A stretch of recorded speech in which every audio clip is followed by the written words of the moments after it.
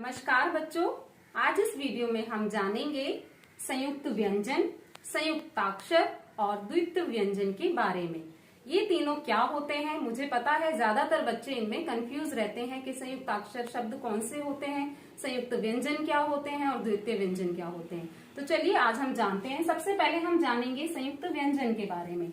व्यंजन हमारी हिंदी वर्णमाला में संख्या में 33 है, 33। ठीक है, तो व्यंजन जो है हिंदी वर्णमाला में 33 है और ये जो व्यंजन है इन्हीं में 4 संयुक्त व्यंजन होते हैं। संयुक्त नाम से पता चल रहा है जुड़े हुए, जो 2 व्यंजन से मिलके बनता है व्यंजन, वो संयुक्त व्यंजन है।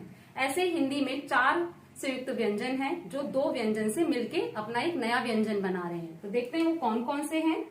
पहला है छ छत्रीय, जिसे आप कहते हैं। ये 2 व्यंजन से मिलके बना है। किनसे? एक तो है आधा क के लिए मैंने ये क को हलंत कर दिया, और दूसरा है श षटकोण। क और श से मिलके बनता है छ छत्रीय। ठीक है, ये जो छ है ये क और श से मिलके बनता है। दूसरा संयुक्त व्यंजन है हमारा त्र। ठीक है, आपने इसको भी देखा होगा, ये तो साउंड से ही पता चल रहा है। त्र, त और र से मिलके बना है। ठीक है, तो त यहाँ इसमें आधा है, इसलिए हम इसको हलंत लगा देते हैं। और किससे मिलके बना है? र से। र पूरा है इसमें, त और र मिलके त्र बनाते हैं, त्र। तीसरा है हमारा संयुक्त व्यंजन श्र। ये श्रवण वाला श्र है। ठीक है, श्रवण वाला श्र या श्रीमती में आप श्र लगाते हैं। इसके भी आपको बोलने से पता चल रहा है श और र। ठीक है, तो श इसमें आधा है प्लस र पूरा है। श और र से आपका संयुक्त व्यंजन बना श्र। तो ये 2 व्यंजन मिलके एक नया व्यंजन जब बनाते हैं वो संयुक्त व्यंजन होते हैं, और ये संख्या में 4 होते हैं। 3 हो गए, तो चौथा है जिसको आप ज्ञानी बोलते हैं। ठीक है, इसके साउंड से आप नहीं पता लगा पाएंगे कि इसमें कौन से 2 अक्षर छिपे हुए हैं। ठीक है, ये इससे किससे मिलके बनता है? पहला है आपका ज, जो कि आधा होता है, और दूसरा होता है य। ठीक है, नियम ये जो होता है आपका इससे मिलके बनता है। ये दोनों मिलके बनाते हैं ज्ञ। तो इसकी साउंड है ज्ञ होती है, लेकिन हम ज्ञ पढ़ते हैं, लेकिन इसकी साउंड होती है ज्ञ। ठीक है, तो ये 4 जो है हमारे संयुक्त व्यंजन है। अब हम बात करते हैं संयुक्ताक्षर कौन से हो। अब हम बात करेंगे संयुक्ताक्षर शब्द की। संयुक्ताक्षर क्या होते हैं? संयुक्ताक्षर ऐसे अक्षर होते हैं जो मिलके किसी नए वर्ण का निर्माण नहीं करते हैं।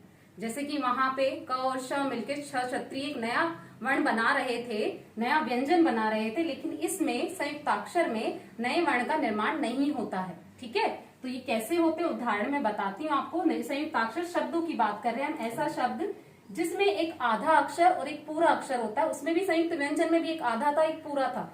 यहाँ भी एक आधा होगा, एक पूरा होगा, और दोनों अलग अलग होंगे। ठीक है, लेकिन वो मिलने से कोई एक नया वर्ण नहीं बनाएंगे। यही होते हैं हमारे संयुक्ताक्षर शब्द। जैसे कि हमने लिया एक शब्द लिया शब्द, यस, इसमें आधा ब है और द पूरा है, तो ये एक संयुक्ताक्षर है कि एक अक्षर ये और एक अक्षर ये दोनों मिलके इन्होंने शब्द का निर्माण किया।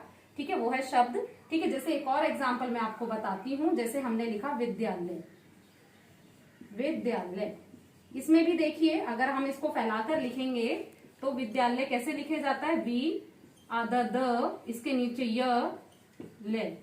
यहाँ पे जो है द के नीचे य है, द आधा है या पूरा है। ये दोनों वर्ण मिलके एक मतलब दोनों जुड़ के एक ध्वनि का निर्माण कर रहे हैं। ठीक है, तो इसलिए संयुक्ताक्षर शब्द है। संयुक्ताक्षर शब्द की पहचान है, एक शब्द आधा होगा, एक अक्षर आधा होगा, एक अक्षर पूरा होगा, और दोनों अलग अलग होंगे। ठीक है, ये संयुक्त अक्षर की पहचान है, संयुक्ताक्षर शब्द की पहचान है, जिसमें एक आधा शब्द होता है, एक पूरा। जैसे एक और हम एग्जाम्पल लेते हैं। इसमें हमने लिखा बुद्धि, बुद्धि, तो बुद्धि में द आधा है, ध पूरा है। ठीक है, तो बुद्धि भी जो है एक संयुक्ताक्षर शब्द है। एक और हम इसमें एग्जाम्पल लेते हैं जो इसमें आधा और पूरा हो। अगर आप स्कूल लिखेंगे, स्कूल लिखेंगे जो कि एक इंग्लिश वर्ड है, आधा स है, क पूरा है, तो ये क्या हो गया? ये भी एक संयुक्ताक्षर शब्द हो गया।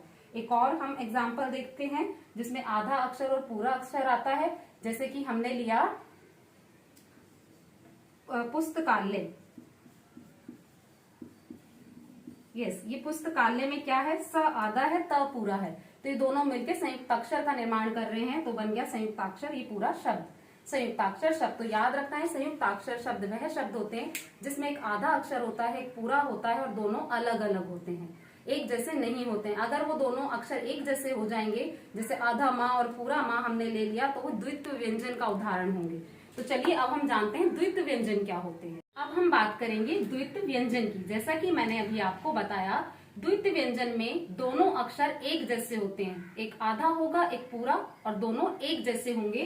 नाम से ही हमें पता चल रहा है द्वित्व व्यंजन मतलब दोनों एक जैसे होने चाहिए। जैसे मैंने लिखा बच्चा, यहाँ पे क्या है, एक आधा अक्षर है एक पूरा अक्षर है और दोनों एक जैसे हैं, तो ये बन गए द्वित्व व्यंजन के दोनों एक साथ एक ध्वनि का निर्माण कर रहे हैं। ठीक है, तो ये है द्वित्व व्यंजन। इसके और भी हम एग्जाम्पल ले सकते हैं, जैसे आपने लिखा मम्मी, तो यहाँ पे माँ और माँ दोनों एक जैसे हैं, एक आधा है एक पूरा है, ये भी द्वित्व व्यंजन का उदाहरण है। तीसरा हम ले लेते हैं कच्चा। ये जो कच्चा है ये क्या है, द्वित्व व्यंजन का उदाहरण है। यदि हम बात करें अच्छा, अच्छा शब्द यदि हम लिखते हैं तो ये क्या होगा, ये द्वित्व व्यंजन नहीं है, क्योंकि यहाँ एक जैसे अक्षरों की पुनरावृत्ति नहीं हो रही है। यहाँ पे एक अक्षर अलग है दूसरा अलग है, ये हो जाएंगे आपके संयुक्ताक्षर का उदाहरण, संयुक्ताक्षर शब्द का उदाहरण। ठीक है, तो ऐसे ही हम द्वित्व व्यंजन के और उदाहरण देखते हैं। इसका एक और एग्जाम्पल, जैसे हमने लिखा गुब्बारा, गुब्बारा। ठीक है, तो यहाँ पे ब की पुनरावृत्ति बार बार हो रही है, द्वित्व व्यंजन इन व्यंजन की। ठीक है, एक और हम एग्जाम्पल लिख लेते, जैसे हमने लिखा चम्मच, तो ये जो चम्मच है, सॉरी चम्मच, यस चम्मच जो है ये भी क्या है, द्वित्व व्यंजन का उदाहरण है। तो इस वीडियो में हमने आपको सबसे पहले बताया संयुक्त व्यंजन के बारे में। संयुक्त व्यंजन संख्या में 4 होते हैं। फिर हमने बात की संयुक्ताक्षर की। संयुक्ताक्षर एक आधा अक्षर एक पूरा अक्षर, दोनों का अलग अलग होना अनिवार्य है। तीसरी हमने बात की द्वित्व व्यंजन की। द्वित्व व्यंजन क्या होते हैं, जो दोनों एक जैसे वर्ण होते हैं, उनमें एक आधा वर्ण होगा एक पूरा वर्ण होगा, लेकिन दोनों एक जैसे होने चाहिए, ये होते हैं द्वित्व व्यंजन। तो आज की इस वीडियो में इतना ही, मिलते हैं हम अपनी अगली वीडियो में।